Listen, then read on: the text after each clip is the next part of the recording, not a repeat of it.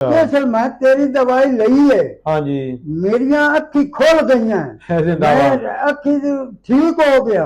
ठीक है। ते उस ना आख्या आए बहदा पे ए गरीब है। हाँ। ते दूई तेरा पीर साहब जामे नहीं। ठीक है जनाब ओस पाक मैं ओनू इत्थे बांध के लाया उसा। अच्छा ठीक है। ते तू दवाई दे। नहीं नहीं एक बारी चेक मैं क्या करा लो यार मरीज फिर दवाई खड़ा। मैं तेन जेडी गल पे करना। हाँ। मैं जी अस्सलाम वालेकुम, कैसे हैं तमाम दोस्तों? मैं सबका भाई हकीम अतीक और रहमान सियासी फरमा वगैरह दोस्तों। आज मेरे साथ एक और न्यू पेशेंट मौजूद है, इनसे पूछते हैं। मोहम्मद अकबाल साहब इनका नाम है, वल्द मोहम्मद सुल्तान साहब इनका नाम है जनाब। इनका टोकन नंबर 14058 इनका टोकन नंबर है। पहले इनसे पूछते हैं फिर आपको बताते हैं। अस्सलाम वालेकुम जी। वालेकुम सलाम जी। जनाब की नाम अपना जी? मोहम्मद इकबाल जी। मोहम्मद इकबाल, केड़ा इलाका जी? कजवानी। कजवानी दे विच केड़ा इलाका जी? 456 456 अब्दुल रहमान वाला दुआ पीर साहब वाला ये पिंड। अच्छा पीर अब्दुल रहमान साहब वाला को पिंड है जी। हाँ जी जी ठीक हो गया जनाब। की काम शाम की कर दियो इकबाल साहब?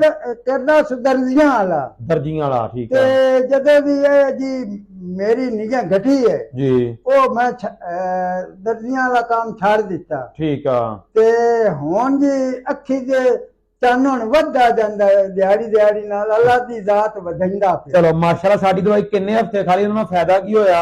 इन्हां नूं अपना जी जी करो गल जी। मैं दो बारी अगे खा चुका। ठीक है। तरी बारी आज लाई लमन आया। अच्छा दो बारी खादी, 2 हफ्ते दवाई यानी कि खा ली है जनाब। हाँ जी। मसला हैगा किन्नी देर तो सी जनाब नूं ये दसो? ये मैनू 4 साल तू है। माशाल्लाह जी माशाल्लाह। 4 साल तो मसला वाले 2 दफा दवाई सिर्फ साडी खादी जनाब। सिर्फ दो। ਇਹਦੇ ਨਾਲ बेहतरी की आई जनाब ये दसो? किवें जी बेहतरी जी आ दिमाग दी।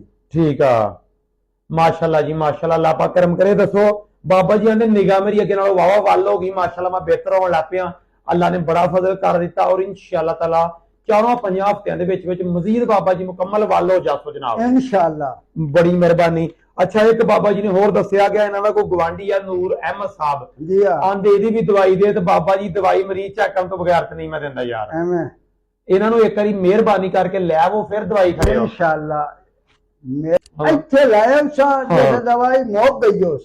अच्छा ਤੇ ਥੋੜਾ ਉਹਨੂੰ ਫਰਕ ਵੀ ਪੈ ਜਾਸੀ। हां ਤੇ ਉਹ ਤੈਨੂੰ ਕਿਵੇਂ ਮਨਸੀ? नहीं बाबा जी मैं देखो मैं दवाई दे के ਉਹੀ ਪੈਸੇ ਲੈਣੇ ਆ, ਤੁਸੀਂ ਦਵਾਈ ਲੈ ਚੱਲੇ ਹੋ, ਮੈਂ ਪੈਸੇ ਪਾ ਲੈਣੇ, ਮੇਰਾ ਫਾਇਦਾ ਹੋ ਜਾਣਾ ਨਾ। ਲੇਕਿਨ ਮੈਂ ਨਾ ਦਵਾਈ ਨਾ ਖੜੋ, ਮਰੀਜ਼ ਚੈੱਕ ਕਰਵਾ ਕੇ ਨਬਜ਼ ਦਿਖਾ ਕੇ ਫਿਰ ਉਹਦੇ ਮੁਤਾਬਕ ਖੜੋ ਦਵਾਈ। ਉਹ ਅੱਗੇ ਜੀ ਆਇਆ ਹੈ। ਅੱਛਾ ਮੈਂ ਤੁਹਾਡੇ ਨਾਲ ਝੂਠ ਨਹੀਂ ਬੋਲਦਾ। ਓਕੇ।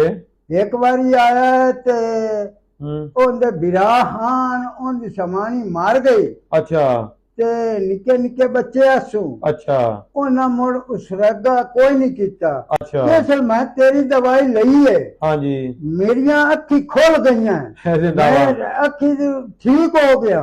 ਠੀਕ ਹੈ। ਤੇ ਉਸ ਲੋਨ ਆਖਿਆ ਆਏ ਬਹਿੰਦਾ ਪਿਆ ਇਹ ਗਰੀਬ ਹੈ। ਹਾਂ ਤੇ ਦੂਈ ਵਾਰੀ ਇਨਸ਼ਾਅੱਲਾ ਤੁਹਾਨੂੰ ਪੀਰ ਸਾਹਿਬ ਜਾਮਨ ਦਿੰਦੇ ਪਿਆ ਜੀ ਇਨਸ਼ਾਅੱਲਾ। ਮੈਂ दसे सा ਤੁਹਾਨੂੰ भैया मरीज आया बच्चा ते मेहरबानी तुसा करनी है अल्लाह दी जात ते मदीने वाला। हां ठीक है जनाब। दोस्तों गल करना मकसद है शिफा अल्लाह पाक दा करम अल्लाह पाक दा यार। पहली दफा मरीज लाजमन चेक करा लिया करो, मेहरबानी तुहाडी इंशाअल्लाह। बुजुर्गो एक बारी मैं तुहाडी रिक्वेस्ट ते देन लगा हूं, मैं इंज दवाई नहीं देंदा। बड़ी मेहरबानी। चलो अल्लाह तेरी जिंदगी करे ते लंबी जिंदगी करे। मेहरबानी मेहरबानी। ठीक हो गया जनाब। ते